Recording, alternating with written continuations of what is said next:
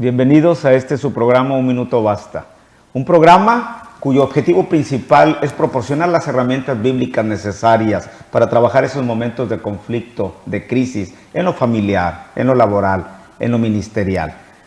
Hoy, Jessica, con esta festividad encima del júbilo de todos nosotros, estamos hablando de la resurrección de Jesús.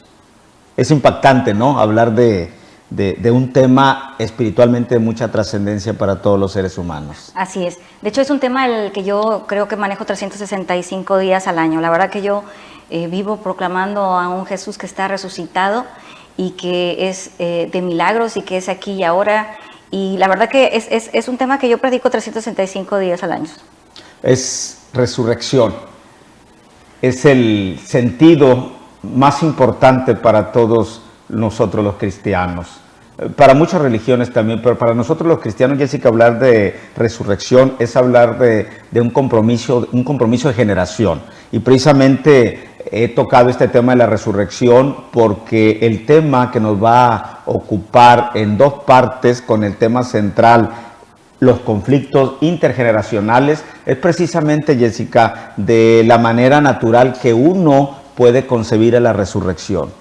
Que no necesitas morir físicamente para ello. En el sentido espiritual también hay mucho que hacer, y al menos para mí es preocupante, que me he dedicado toda mi vida a la educación, Jessica, de cómo hay rupturas generacionales, cómo hay conflictos entre una generación y otra generación, de nosotros los adultos y los jóvenes. De una manera tremenda yo te puedo dar ejemplos donde tú no das crédito a lo que escuchas y a lo que ves hoy en día con nuestros jóvenes. ¿Y por qué crees que suceda eso? ¿Crees que, porque ya ves que cuando uno estaba joven uno tendría a decir, bueno, es que no me entienden, es que las décadas son diferentes, o sea, ¿realmente crees que tenga que ver la edad o crees que vamos muy rápido o cuál es tu opinión acerca de ello? No, y todo lo que Jessica ahorita está presentando lo vamos a ir desarrollando, Jessica, pero yo creo que la primera postura de uno como adulto es esa, ¿no? Es la edad, es el tiempo, y no, fíjate, son otros factores más acercados a nosotros que retirados, y a veces pensamos que no, es imposible. Entonces, ¿qué hace uno de adulto? Hablar del pasado. Y es lo menos que debemos hacer nosotros, hablar del pasado frente a una generación. Por eso en este su programa Un Minuto Basta, vamos a proporcionar todos los elementos, Jessica, tanto bíblicos como humanamente posibles, para hacer de este tema central, conflictos intergeneracionales, un tema de verdadero desarrollo humano. Y así que lo vamos a manejar en dos partes. En la primera parte, la herencia de nuestros padres, y en la segunda parte, cerrando la brecha generacional. Pero en esta su primera parte de nuestro tema central, conflictos entre las generaciones, vamos a iniciar, Jessica, con una introducción concreta sobre lo que creemos y suponemos que es la herencia de nuestros padres. Es decir, para que haya una generación tiene que haber un presente, ¿no? Un padre, una madre, y después de ahí todo un desarrollo. Y entonces tú marcabas un preámbulo que es el tiempo. La cuestión temporal, claro que tiene mucho que ver, pero no de la manera como la estamos trabajando una generación frente a otra generación. Aquí el detalle no es que tú tengas cierta edad y tu hijo tenga otra. Ese no es el problema. El detalle está en que tu mente, tus pensamientos y tu actitud tiene un fundamento de años atrás y la de tu hijo tiene un fundamento presente. Entonces, en el momento que tú y yo manejamos el pasado frente a un presente, estamos haciendo un choque tremendo simplemente de ideas y de conceptos. Por eso no se trata de que yo cuando tuve tu edad, no, eso lo va a empeorar.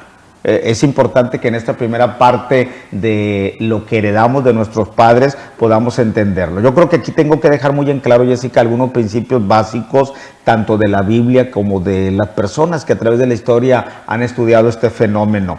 Pero, por ejemplo, los conceptos básicos que tenemos que tomar en cuenta es que los hijos son herencia de Dios y por lo tanto una bendición y no una carga económica.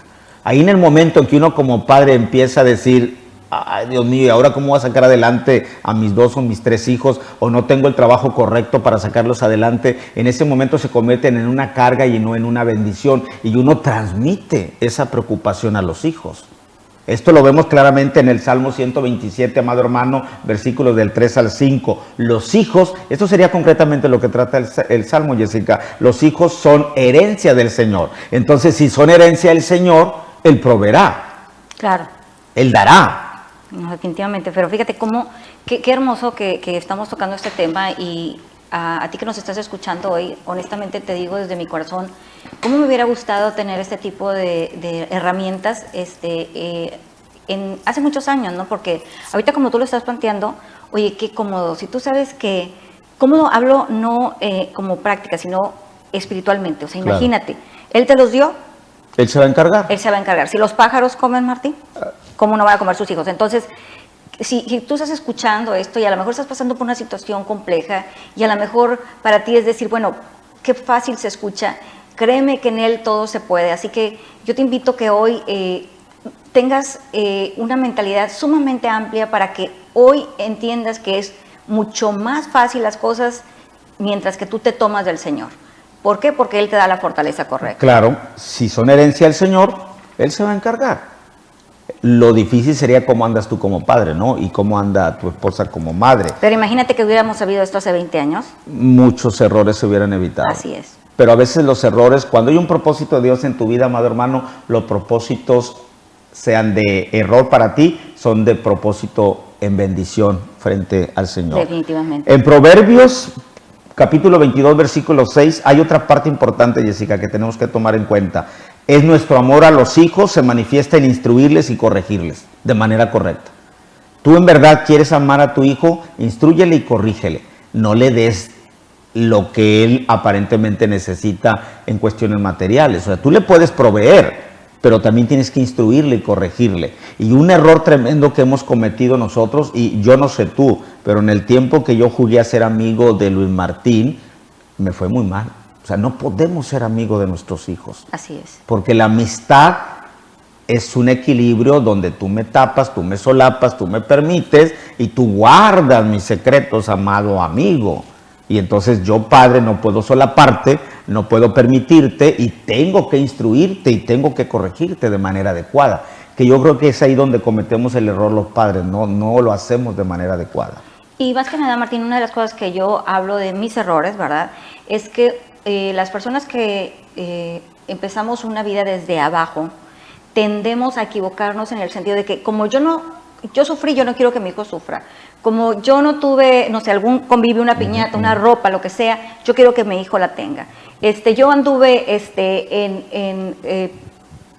por decir, en algún tipo de camión, no, me refiero de camión de pecera, de que anduve siempre yo en servicio público, en tren, en lo que tú quieras. Entonces yo no quiero que mi hijo, yo quiero comprarle a mi hijo un carro coche. del año. Pero ¿sabes qué, Martín? Eso es lo que está haciendo estas nuevas generaciones, que no toman las cosas con tanto valor, ¿no? Ya los 20 pesos ya no son los 20 pesos, es como que sobran, ¿no? Y yo me acuerdo cuando estábamos, al menos en una edad más joven, todo valorabas porque juntábamos 12 meses para lograr un objetivo o juntábamos 2 años para poder tener unas vacaciones. Y ahora, ¿qué es lo que pasa con los padres de estas nuevas generaciones? Tiene 15 años, que se vaya acá. No importa. Entonces, ¿qué es lo que sucede? Creo yo que equivocadamente en este amor que creemos tener, y digo creemos porque le estamos haciendo daño inconscientemente, es que si ellos trabajan para merecerse cualquier cosa, lo que sea, va a tener un cambio, van a ver ellos un esfuerzo y entonces serán una generación diferente. Porque ahí, Martín, es donde yo creo que podemos reforzar mucho el valor. Claro, pero los que cometemos el error somos nosotros los adultos, Sí, no ellos. Así es. De momento que tú tratas de suplir lo que tú no tuviste y dárselos a ellos, es donde cometimos el error. Porque sí se trata de dar, pero se trata de dar en base a lo que también mi hijo puede proporcionar. O puede, de perdido, esforzarse en la escuela. Cuando yo creo que eso es lo que nos hace fuertes a esta generación. Claro. El haber luchado, el haber tratado, el haber... Bueno, no había cada no era tratar 3 veces más. Sí. En Efesios, amado hermano, parte de lo que estamos hablando aquí, Jessica y un servidor, en Efesios capítulo 6, versículo 4, esto que hemos comentado tiene su fundamento, Jessica. Dice Efesios 6:4, no debemos provocar ira a nuestros hijos, sino criarlos en disciplina y amonestación del Señor. Entonces tú recordarás uno de los primeros temas que era cómo disciplinar a nuestros hijos en la infancia, y es la edad excelente para la disciplina. Entonces tú lo instruyes a temprana edad y nunca se apartará de los caminos Amén. del Señor. Así Entonces en Efesios es clara la postura. Debemos nunca provocar ira a nuestros hijos. No debemos provocar la ira, sino el amor y el sentido de pertenencia de nuestros hijos. Porque hay veces que los problemas personales hieren a nuestros hijos. Y fíjate, analizando lo que nos estás comentando ahorita, ira pudiera ser o sonar inmediatamente como que, bueno, no debemos de hacer enojar a nuestros hijos. Pero sabes tú que si no los hacemos fuerte, generamos una ira interna en que ellos están frustrados en no lograr los objetivos y no lograr los objetivos. Uh-huh. Entonces, es una ira que aunque no está expresada a lo mejor con voz, esa frustración de nunca poder lograr nada, porque no los enseñamos a lograr nada, ni a tener hábitos correctos. Es una ira que los hace sentir incompetentes, los hace sentir frustrados. ¿Y a qué llega? A sentirse que nunca van a llegar a donde tienen que llegar. Pues mira, llega un momento en que el hijo tiene tanto odio hacia los padres que entonces odia también a toda la sociedad, porque escucha a su amigo en la escuela y él describe a los mismos padres, y escucha a otros jóvenes en el cine y escucha lo mismo. Entonces se va creando un odio hacia los padres y esto es hacia toda la generación de atrás, es decir, la generación de los adultos. Por eso lo que hoy vamos a emplear también en Efesios capítulo 6, versículos del 1 al 3, es claro. A nuestros hijos les corresponde obedecer en el Señor a nosotros sus padres, porque esto es justo, ya que es el primer mandamiento con promesa que ha dado Dios al hombre. Si tú honras a tu padre y a tu madre, largos años de vida te corresponde. Es un mandamiento con promesa. Esto es importante, pero si te fijas cómo en la generación se va perdiendo este sentido de honrar y respetar a nuestros padres. Y la respuesta es muy concreta, amado hermano, porque tampoco nuestros hijos reciben respeto de nosotros. Así es. Tenemos que respetarlos. Tenemos que empezar respetando a nuestros hijos. Y definitivamente yo voy a tener que decirle a usted algo que quizá no lo va a entender en este momento, pero yo le pido al Señor, en el nombre de Jesús, su Hijo amado, el resucitado, que nos dé ese discernimiento y ese sentido espiritual, Jessica, que necesitamos. Aquí lo importante no es que estamos hablando de un enfrentamiento entre un hijo y un padre, o entre una generación y otra, no, sino que estamos creando brechas generacionales. Es decir, espacios que el enemigo sabe emplear muy bien, Jessica, para destrozar el pensamiento, la conciencia y el corazón de nuestros jóvenes. ¿No crees tú que es devastador saber que en este momento pueden estar muriendo en todo el país de México más de 100 jóvenes por diferentes circunstancias, bajo la droga, bajo el alcohol, bajo la promiscuidad sexual, bajo la inseguridad, bajo el pertenecer a organizaciones de delincuencia? Es tremendo. ¿Y por qué se hace? Es como un grito de estoy en contra de lo que esta generación de adultos quiere imponer a mi generación presente. Y entonces eso es una brecha generacional. Son espacios tanto naturales como espirituales que el enemigo sabe usar muy bien. Porque ya lo hemos dicho aquí, el enemigo no juega a ser enemigo. Así es. Él vino a robar, a matar, a destruir. Y entonces las brechas generacionales, es decir, el espacio de conciencia y pensamiento entre una generación y otra, son lagunas tremendas espirituales que el enemigo emplea para ir carcomiendo la conciencia y el corazón de nuestros jóvenes.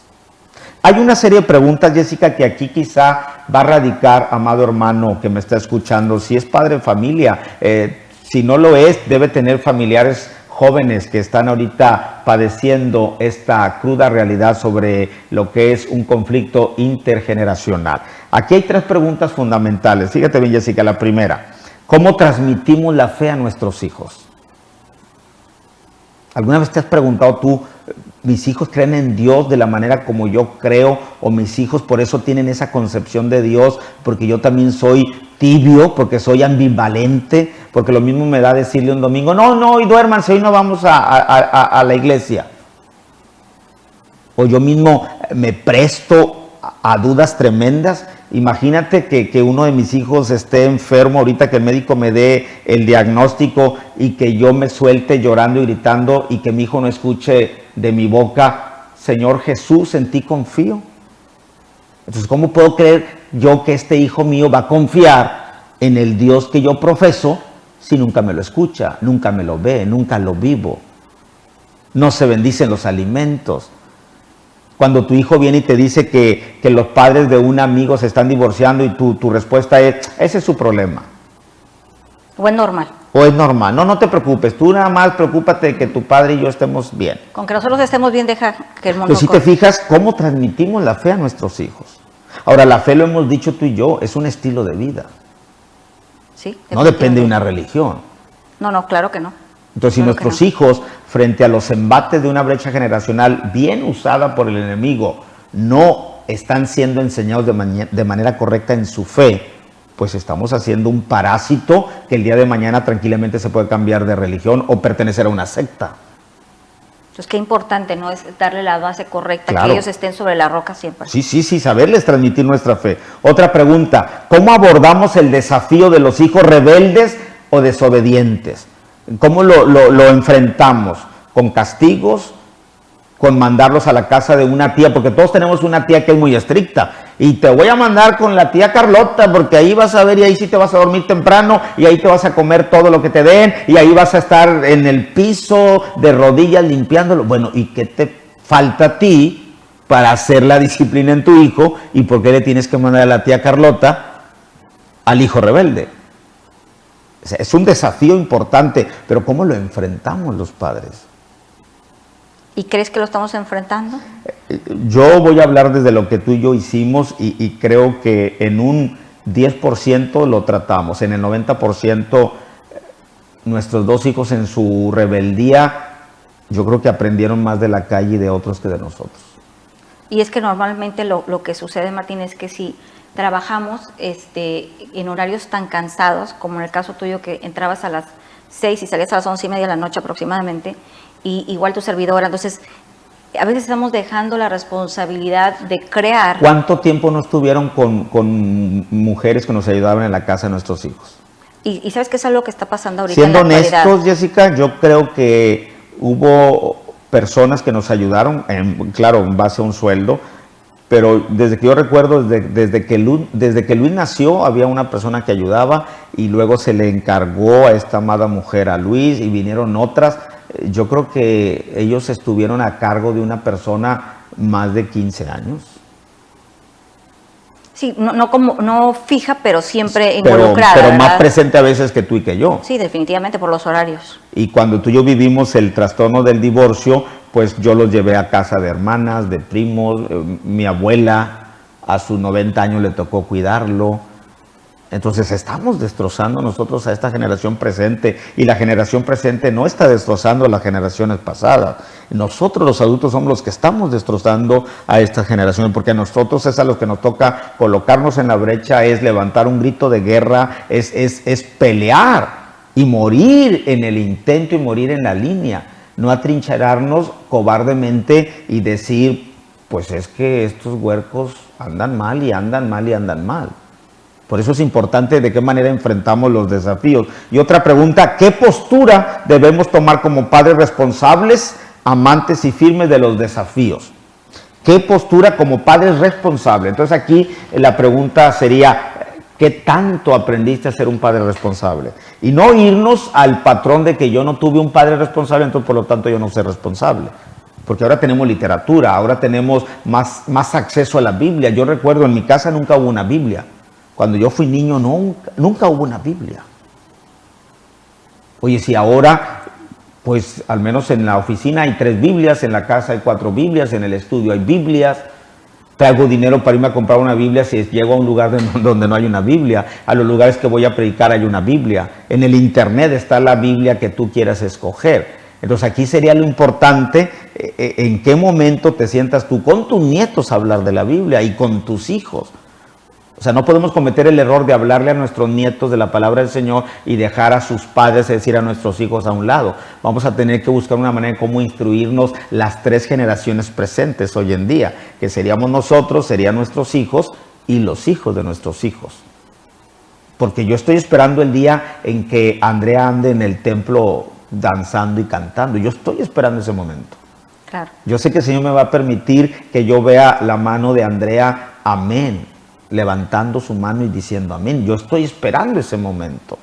Sí, y hay que entender que nosotros estamos cobrando y creyendo firmemente que una promesa que el Señor ha hablado a nuestras vidas, y sé que si tú me estás escuchando el día de hoy, eso quiere decir que en tu corazón ha habido esto. Yo y mi casa serviremos a Jehová. No importa lo que estés viendo, no importa si la persona a la que te han dado esta promesa está lejos, no importa las circunstancias. La fe no es por lo que tú ves, al contrario. Entre menos veas las cosas es porque están a punto de suceder. Claro, y el que Andrea, nuestra nieta, crezca en la palabra del Señor, eso no va a indicar que no va a enfrentar ella situaciones y desafíos con su generación que le antecede. Y es que aquí no estamos Pero estará firme, ¿no? Y es que aquí no estamos hablando del resultado de lo que vaya a suceder, porque ya sabemos que si en Cristo pasan las cosas bien. Estamos hablando de la responsabilidad como adultos, de lo que nosotros nos toca para el momento de partir o que venga Jesús antes. Digamos, ok, nosotros hemos hecho las cosas a la manera de Él. Claro. Ahora hay dos vertientes, que es la vertiente natural, porque todos tenemos padres. Claro. Todos tenemos padres. Unos estarán huérfanos, otros estarán distanciados de sus padres, pero todas las personas en el mundo tenemos un padre, ¿sí? Unos padres. Esa sería en la vertiente natural. En la vertiente espiritual nos toca a la vez ser hijos, porque Dios es nuestro Padre. Entonces, en ese sentido hay una sujeción de autoridad, hay una sujeción de honra, y entonces si nuestros hijos ven que honramos a Jesús, el Hijo de Dios, el resucitado, honramos a Dios Padre y honramos al Espíritu Santo, ellos por ende están aprendiendo que la honra es un estilo de vida nuestra. Y entonces ellos podrán también entender qué es la honra. Y cuando estás hablando de honra, yo firmemente estoy creyendo que tú estás hablando de la honra, la que yo conozco, no la que se habla, sí, no la que se profana, no, la que se actúa, la que se vive, la que es la diferencia. No tratemos de hacer una cosa queriendo esperar que los hijos actúen de otra manera, ¿no? Claro. Entonces, esa honra que tú me estás hablando es una honra íntegra. Una honra desde el tuétano, ¿no? Claro. Es actuar, esté quien esté, porque el que te está viendo es tu creador, claro, es Dios. Claro. Entonces, en esa parte honra, porque estamos viviendo una crisis de lo que dicen las personas y lo que hacen. Impresionantemente hay una distancia muy grande, donde lo que dicen no tiene nada que ver con lo que hacen. Claro. Y eso es una tremenda confusión para nuestros hijos, porque ellos están viendo un acto, claro, y tú incluso hasta los castigas porque no están logrando lo que tú les estás diciendo. ¿Y qué es lo que está sucediendo? ¿Por qué no lo están haciendo? Porque no ven que tú lo estás, claro, haciendo. Así lo dices, y lo dices en voz alta y hasta molesto, pero no lo estás haciendo. Aquí, ¿qué te quiero decir con esto? Que quiero que quede bien claro, es que nuestra manera de actuar tiene que ser integral para que exista un resultado generacional. Claro. Si no, solamente va a ser una información dada, una información hablada, pero no vivida. Claro. Ahora, en este conflicto de generaciones hay tres grupos importantes que vienen a afectar de una manera correcta o de una manera incorrecta. Estamos hablando de los factores culturales, que tienen mucho que ver. Imagínate que tú estás educando a tus hijos de una manera correcta y se comprometen en el matrimonio con otra persona de otra cultura, de otra creencia, de otra ideología. Te va a tener que haber un choque ahí, pero dice la palabra del Señor que si tú has instruido en la niñez, nunca se apartará de su corazón ni de su boca la palabra del Señor. Pero sí tiene que vivir ese momento, ¿de acuerdo? Claro. Y ese proceso. Otro factor son los estructurales en el ámbito político, en el ámbito social. O sea, la estructura es un esquema de paradigma que a veces cuesta mucho entenderlo. Con mayor razón, quitarlo de tu mente, ¿de acuerdo? La estructura de cómo ser o cómo te formaron. Y aquí tiene que ver mucho las costumbres y las tradiciones. Que el pueblo mexicano es difícil para uno, ¿no? Como mexicano, ir perdiendo tradiciones de años y años y años. Y el otro es el de comportamiento. Hay un factor muy crudo con la cuestión generacional, que es el comportamiento. Como que nuestros jóvenes solo imitan lo que les conviene y lo que les interesa. Lo que no les causa, pues, mucho trabajo. ¿De acuerdo? Estamos a punto de cerrar este tema central, amado hermano, de los conflictos intergeneracionales. En su primera parte, lo que heredamos de nuestros padres.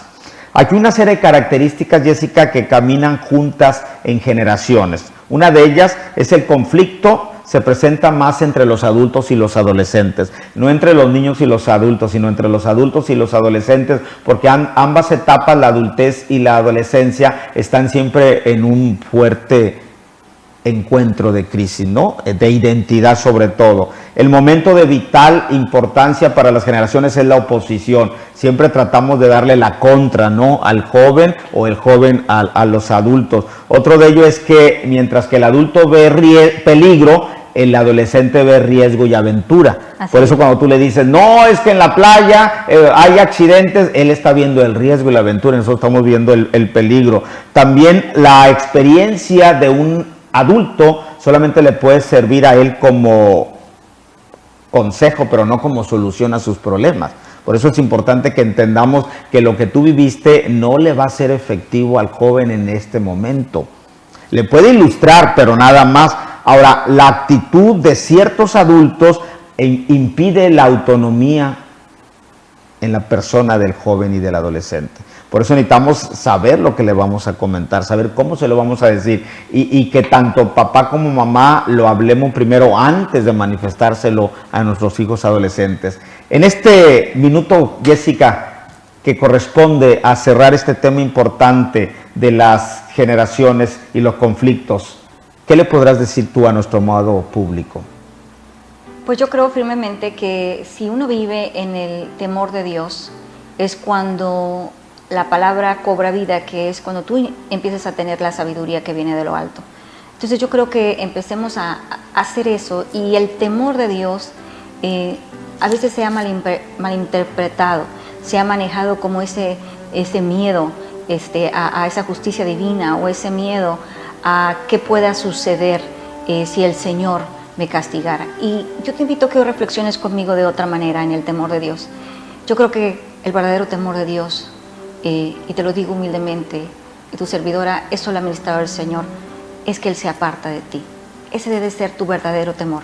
Así que si tú te levantas desde la mañana buscando cómo agradar al Señor, créeme que podrás ser ejemplo para muchos, y verás que empezarán a verse generaciones, aún ahorita, haciendo cambios para siempre en Él. Amén. Si todo conflicto supone un enfrentamiento de intereses personales, de intereses pues muy sujetos a la manera de pensar de cada uno de nosotros, entonces hagamos lo contrario. Hagamos que el ambiente nuestro como padres frente a nuestros hijos sea un ambiente de cordura. Aprendamos, amados hermanos, a no discutir frente a nuestros hijos, a que mis diferencias como esposo frente a mi esposa no sean hirientes y no las comparta yo de esa manera con mis hijos. Aprendamos también, sobre todo, si tú tienes a tu cargo el instruir y el enseñar a adolescentes y a jóvenes, o aún a niños, trata de que tu boca no hable incongruencias frente a un punto de vista o un comentario. Guardemos nuestra boca, amados hermanos, porque sabemos que en la boca radica el poder de amar, el poder de construir, pero también el poder de destruir. Le amamos, le bendecimos, le esperamos en la segunda parte de este su programa central, Conflictos Intergeneracionales, con el tema cómo abrir brechas en el ámbito espiritual como seguridad de nuestros hijos, esta nueva generación. Le amamos, bendiciones.